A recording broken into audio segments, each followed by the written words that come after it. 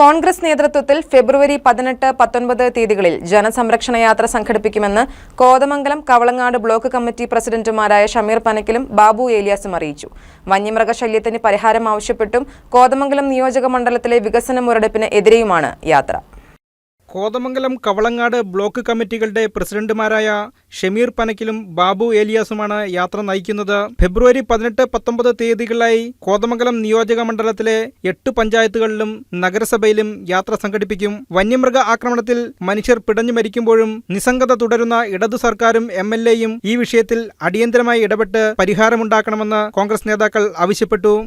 ജനസംരക്ഷണ യാത്ര എന്ന ഒരു വലിയ ബഹുജന യാത്രയ്ക്ക് കോൺഗ്രസ് നേതൃത്വം കൊടുക്കുകയാണ്.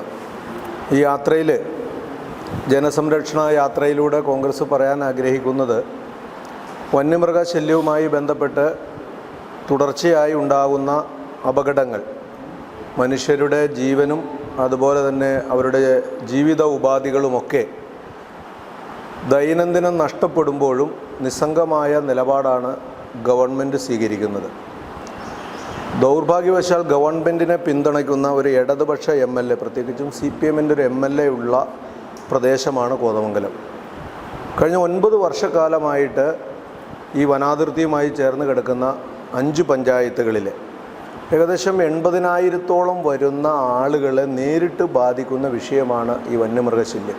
വന്യമൃഗ ആക്രമണത്തിൽ മരണപ്പെട്ട കുടുംബത്തിന് പ്രഖ്യാപിച്ച ധനസഹായം പൂർണ്ണമായും നൽകുന്നതിൽ ഗവൺമെന്റും MLAയും പരാജയപ്പെട്ടു. പ്രഖ്യാപിച്ച വാഗ്ദാനങ്ങളെല്ലാം പാഴ്വാക്കായി. 5 പഞ്ചായത്തിലെ 80,000-ലധികം വരുന്ന ജനങ്ങളുടെ ജീവനും ജീവിതോപാധികൾക്കും സംരക്ഷണം നൽകാൻ സർക്കാർ അടിയന്തര ഇടപെടൽ നടത്തണമെന്നും കോൺഗ്രസ് ബ്ലോക്ക് പ്രസിഡന്റുമാർ ആവശ്യപ്പെട്ടു.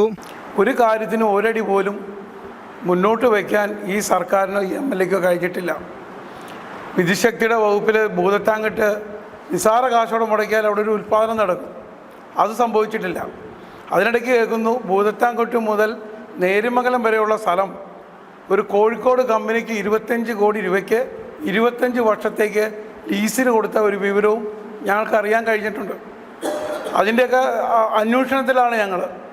അങ്ങനെ കിട്ടാവുന്ന മേഖലയിൽ നിന്നൊക്കെ കാശ് മേടിച്ചിട്ട് ഒരു പ്രവർത്തനവും കോതമംഗലത്ത് മൂവാറ്റുപുഴയിലോ പെരുമ്പാവൂരോ നടക്കുന്ന പ്രവർത്തനം പോലും കോതമംഗലത്ത് നടത്താൻ ഈ MLAയ്ക്ക് സാധിച്ചിട്ടില്ല.